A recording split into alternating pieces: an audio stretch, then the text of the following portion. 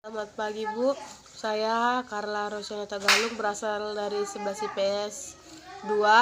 Saya akan mempresentasikan tentang kebudayaan tradisional Indonesia.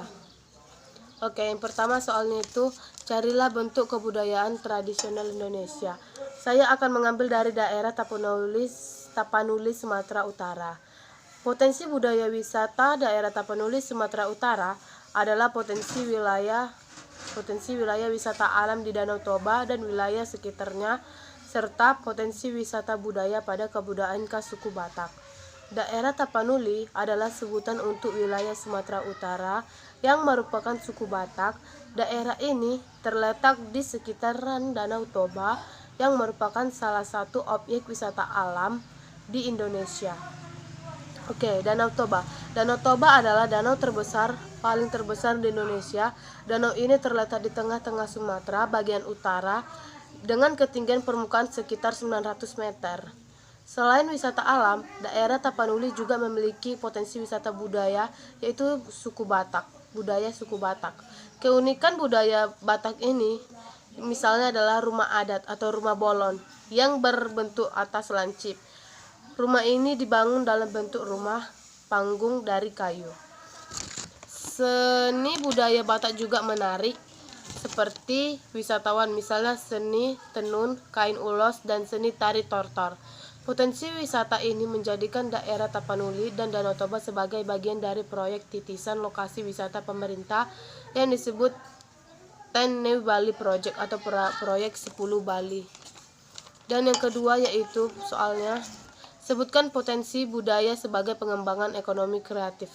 Potensi budaya kreatif di daerah ini, berbagai budaya tradisional telah dikembangkan menjadi ekonomi kreatif tortor, rumah adat, bolon, dan kain ulos. Potensi itulah yang membuat Tapanuli, Sumatera Utara terkenal.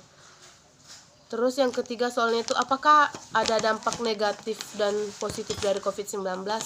Jawabannya yaitu ada. Dan dampak negatifnya yaitu pengunjung semakin berkurang dan kurang aktivitasnya kemanapun mereka berkunjung, seperti kemanapun berada. Yang dampak positifnya yaitu mengurangi kepadatan bumi dan juga mengurangi kemacetan. Baiklah, itu saja yang bisa saya sampaikan di bab 6 tentang kebudayaan tradisional Indonesia. Carla Rosyana Tagalung dari 11 IPS 2 akan mempresentasikan tentang mitigasi bencana.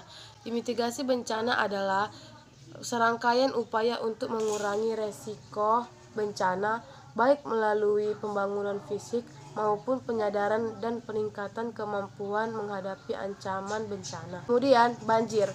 Banjir adalah peristiwa bencana alam yang terjadi ketika aliran air yang berlebihan merendam daratan.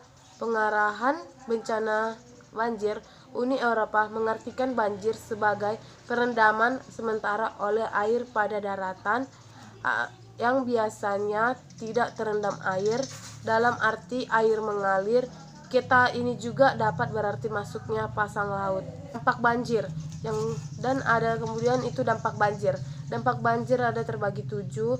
Dampak banjir yang pertama adalah masyarakat sulit untuk pergi ke tempat kerja. Yang kedua, rumah mereka tergenang oleh banjir. Yang ketiga, merusak sarana dan prasarana. Yang keempat, memutuskan jalur transportasi. Yang kelima, banjir merusak harta benda. Yang keenam, banjir mengakibatkan pemutusan alur listrik. Dan yang ketujuh, menyebabkan tanah longsor. Baiklah, cuman itu yang bisa saya presentasikan. Terima kasih. Jika ada salah kata atau apa, segera mohon maaf jika ada salah kata. Terima kasih.